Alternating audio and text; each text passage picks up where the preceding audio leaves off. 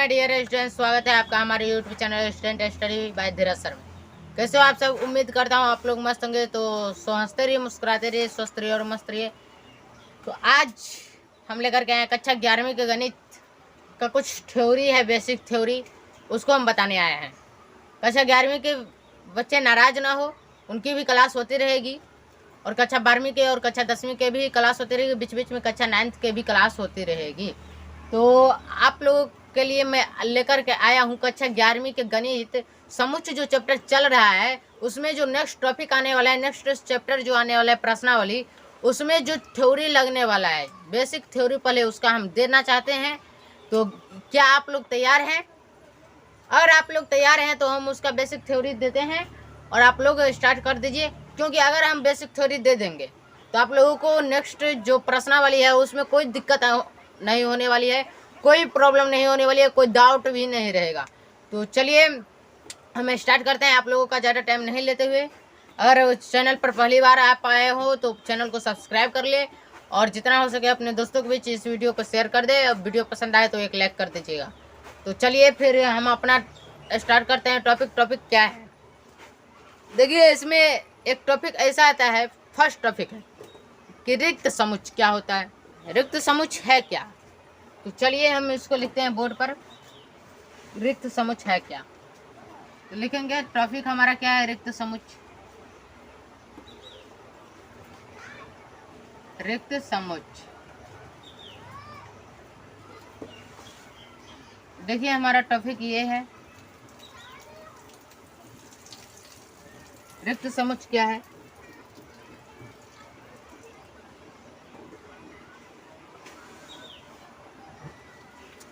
देखिए इसमें लिखेंगे एक समुच्चय,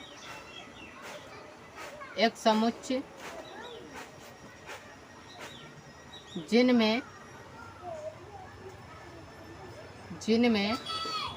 एक भी अवयव नहीं होता है, एक भी अवयव नहीं होता है, एक भी अवयव नहीं होता है, नहीं होता है, तो होता है तो उस समुच्चय को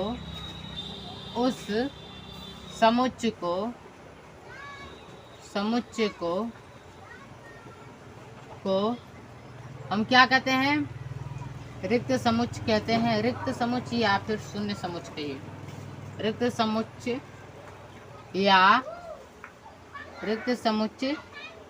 या शून्य समुच्चय कहते हैं, शून्य समुच्चय कहते हैं, शून्य समुच्चय कहते हैं, शून्य समुच्चय कहते हैं। तो चलिए हमने इसको लिखने का प्रयास किया है। क्या लिखा है मैंने? एक समुच्चय जिनमें एक भी अवयव नहीं होता है, तो उस समुच्चय को हम क्या कहते हैं, रिक्त समुच्चय कहते हैं। अब देखिए इसका हम कुछ उदाहरण ले लेते हैं। उदाहरण हम कुछ इस प्रकार से ले लेते हैं कि मान लीजिए कि उदाहरण हम लेते हैं, मान लीजिए कि ए बराबर क्या लिखेंगे, एक्स सच डैट। मान लीजिए कि एक्स सच डैट एक क्या है, less than x less than 2 एक प्राकृत संख्या है, एक प्राकृत संख्या है, प्राकृत संख्या है।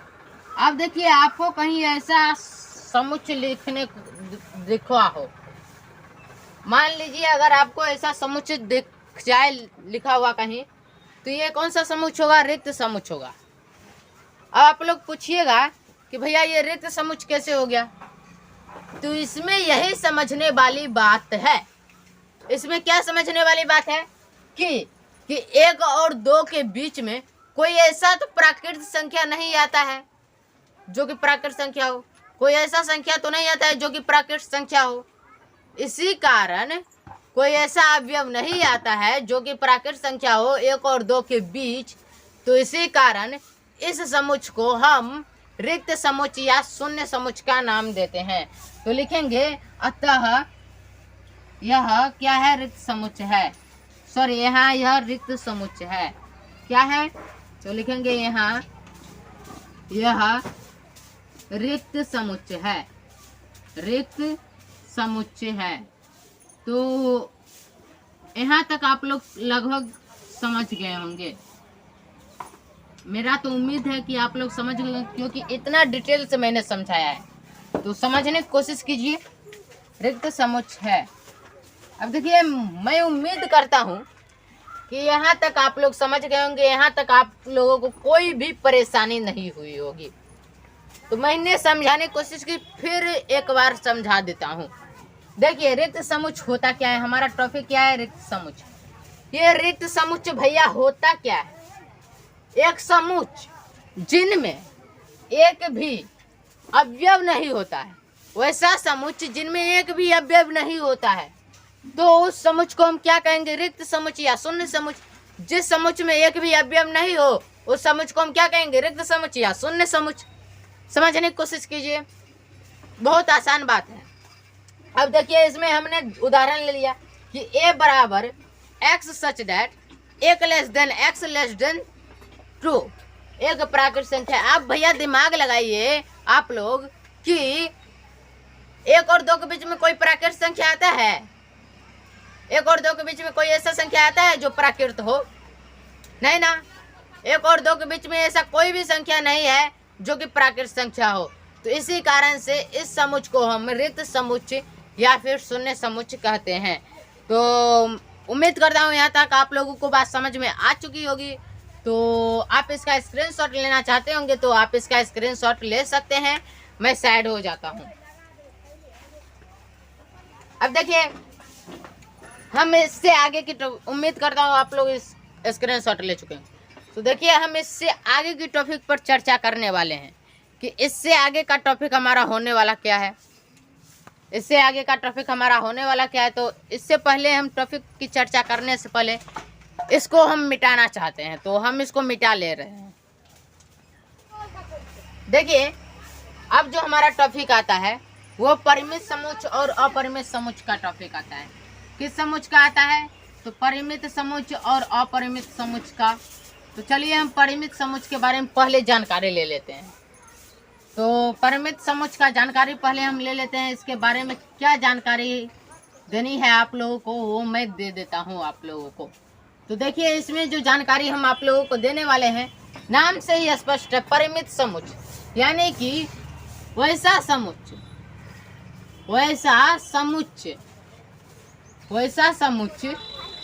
जिनकी संख्या, वैसा समुच्चय जिनके अवयवों की संख्या, वैसा समुच्चय जिनके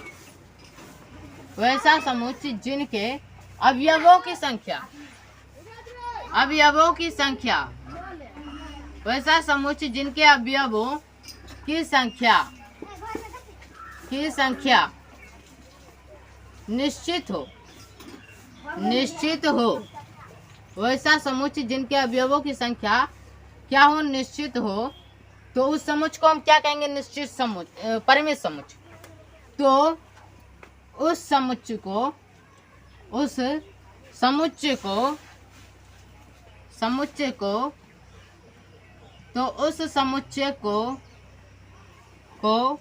परिमित समुच्चय कहते हैं। परिमित समुच्चय कहते हैं। परिमित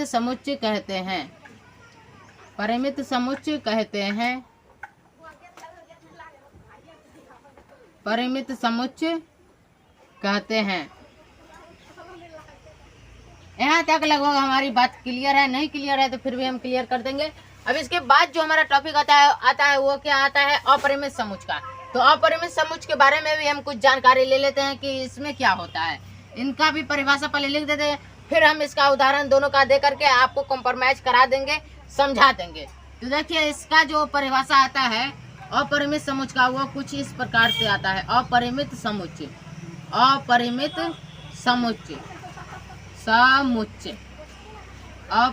समुच्चय, इसका परिभाषा देखिए कुछ इस प्रकार से आता है। इसका परिभाषा ये है कि वैसा समुच्चय, वैसा समुच्चय, वैसा समुच्चय। रे छोरा शान से नहीं रहल जाए मारबो करू मम्मी हम एकरा आर के तखन बोलबी नहीं।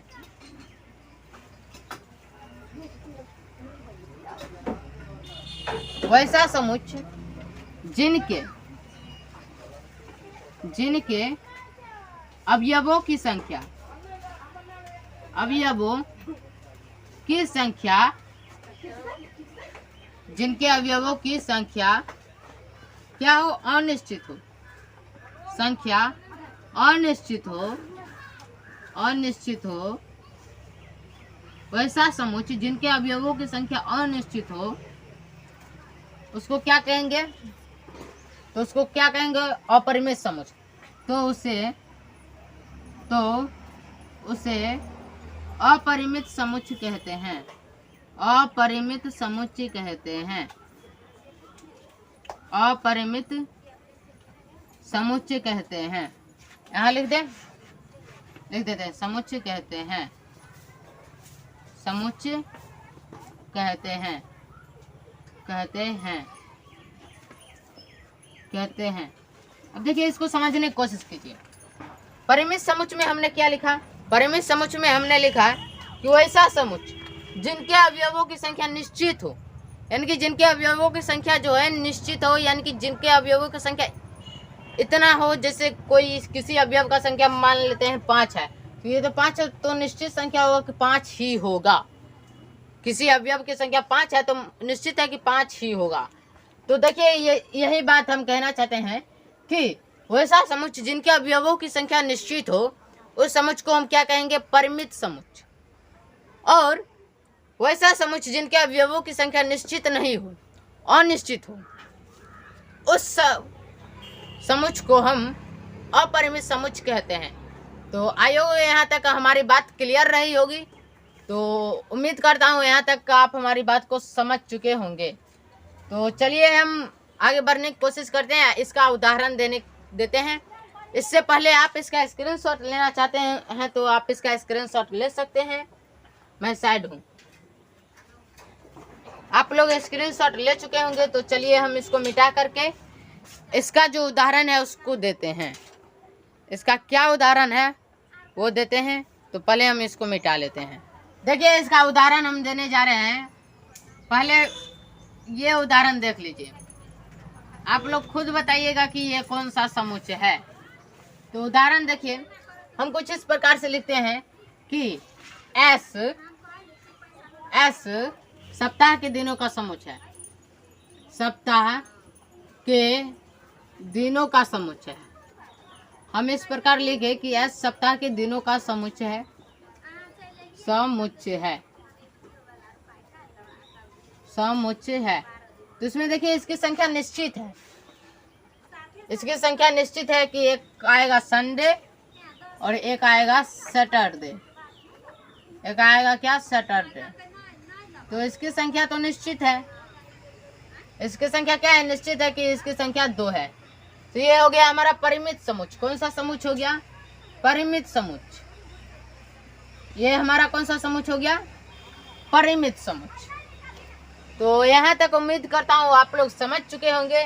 तो चलिए अब इसी में अब हम पूछते हैं आपसे, जे वर्ष के महीनों का समूह है, वर्ष के महीनों का समूह है, महीनों का समूह है, का समूह है, समूह है।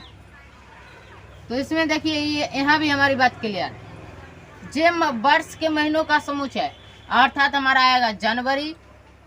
क्या आएगा भाई लोग? तो हमारा आएगा जनवरी, उसके बाद हमारा आ जाएगा जून और एक आ जाएगा जुलाई। तो इसमें तो हमारा संख्या तो निश्चित है कि हमको जे नाम से जो हमको महीना आ रहा है वो मात्र 3 आ रहा है। कितना आ रहा है? 3 आ रहा है। तो इसकी भी संख्या निश्चित है। तो इसको हम क्या कहेंगे?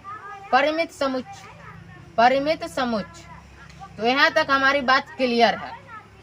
तो आप इसका स्क्रीनशॉट लेना चाहते होंगे तो आप इसका स्क्रीनशॉट ले सकते हैं। मैं साइड हूँ, अब देखिए हम अपरिमित समुच्चय के कुछ एक दो उदाहरण लेने चलते हैं। देखिए हमने एक उदाहरण लिखा है कि जी किसी रेखा पर स्थित सभी बिंदुओं का समुच्चय है। जी जो है सभी बिंदुओं के समुच्चय है, लेकिन किसी रेखा पर। अब रेखा तो अनंत हो सकता है, रेखा अनंत हो सकता है, कहीं भी जा सकता है, इसकी तो कोई परिमाप नहीं है। यहाँ तो परिमाप भी नहीं दिया, डायरेक्ट कहा है किसी रेखा पर स्थित सभी बिंदुओं का समुच्चय। सभी बिंदुओं का समुच्चय किसी रेखा पर, तो ये इधर भी जा सकता है और इधर भी जा सकता है, तो इसका तो कोई ठीक नहीं है, कहाँ तक जाएगा कोई ठीक नहीं है। तो ये क्या होगा? अपरिमित समुच्चय होगा, क्योंकि इसकी जो बिंदुओं की संख्या है वो तो परिमित है नहीं कि इसी बिंदु तक रहेगा। तो इसको ये जो होगा अपरिमित समुच्चय का उदाहरण होगा, अपरिमित समुच्चय का उदाहरण होगा, अपरिमित समुच्चय का उदाहरण होगा। तो यहाँ तक उम्मीद करता हूँ आप लोग समझ चुके होंगे। तो आप इसका स्क्रीनशॉट लेना चाहते होंगे तो आप इसका स्क्रीनशॉट ले सकते हैं। मैं साइड हूँ, आप इसका स्क्रीनशॉट ले सकते हैं। अब देखिए कुछ बातें अब हम लिखने जा रहे हैं, तो पहले हम इसको मिटा लेते हैं, उसके पश्चात हम कुछ बातें जो है उसको हम लिखने जा रहे हैं। देखिए एक टॉपिक हम लिखने जा रहे हैं। टॉपिक ये लिखने जा रहे हैं कि रिक्त समुच्चय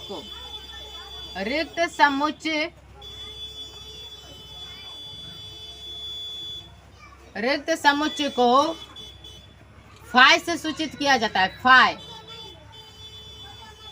रिक्त समुच्चय को किससे सूचित किया जाता है? फाई से सूचित किया जाता है, सूचित किया जाता है या फिर दर्शाया जाता है। फाई से दर्शाया जाता है, यही ठीक रहेगा। फाई से दर्शाया जाता है, ये रिक्त समुच्चय को दर्शाया जाता है। और एक टॉपिक हम ये लिख रहे हैं कि अपरिमित समुच्चय को रोस्टर रूप में लिखना असंभव है। अपरिमित समुच्चय को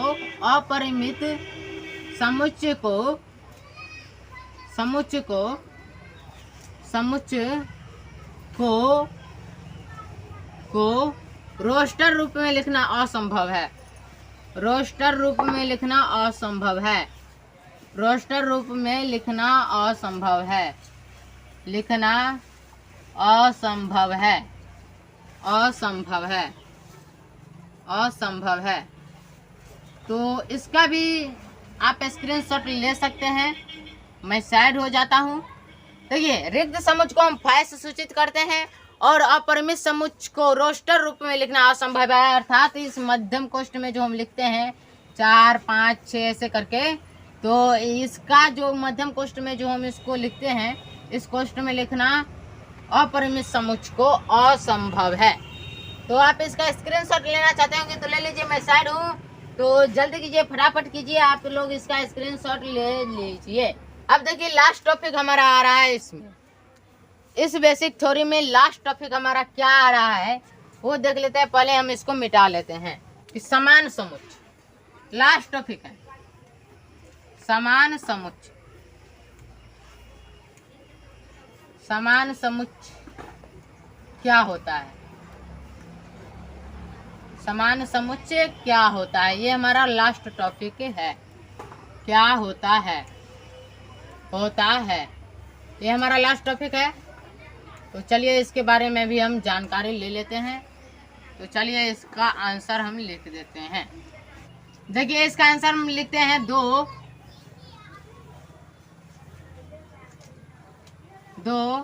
दिए गए समुच्चय में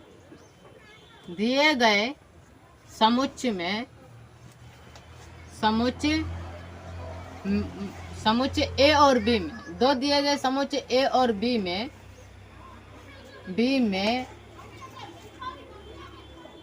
ए और बी में अवयवों की संख्या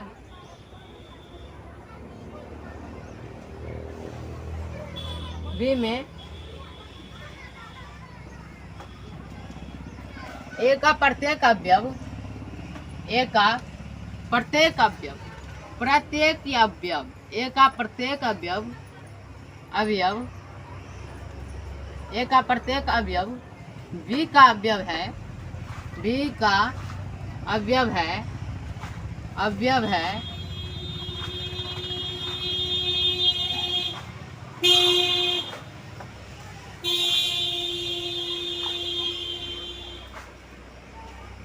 ए का प्रत्येक अवयव बी का अवयव है,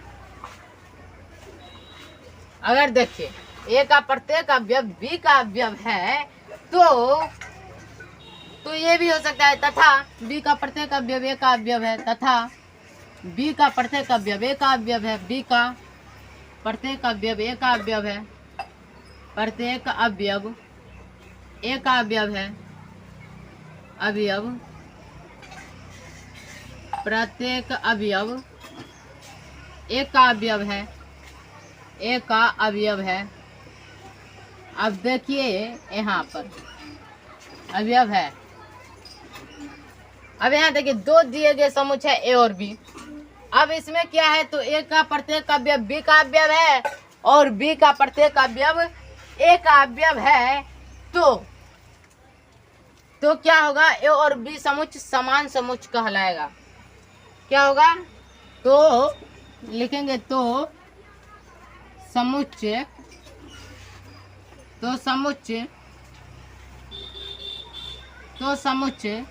ए और बी समान कहलाते हैं, समान कहलाते हैं।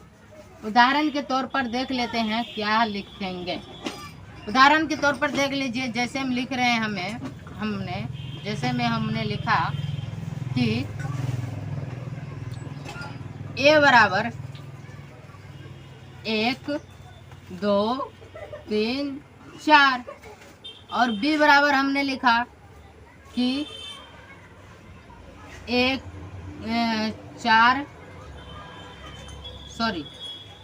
बी बराबर हमने लिखा 3 1 4 2। अब इसमें देखिए एक इसमें भी है और एक इसमें भी है, 2 इसमें भी है, 2 इसमें भी है, 3 इसमें भी है, 3 इसमें भी है, 4 इसमें भी है, 4 इसमें भी है। तो इसमें क्या हो गया, समान अवयव है, सब अवयव समान है। तो यही जो अवयव समान है इसी को हम क्या कहते हैं, समान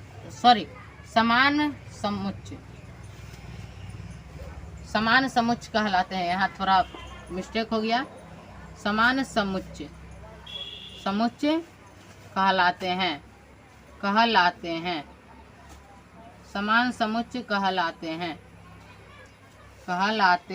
हैं। तो देखिए ऐसा सिचुएशन रहे तो ये जो समुच्चय हमारा होगा, ये जो हमारा समुच्चय होगा वह कौन सा समुच्चय होगा, समान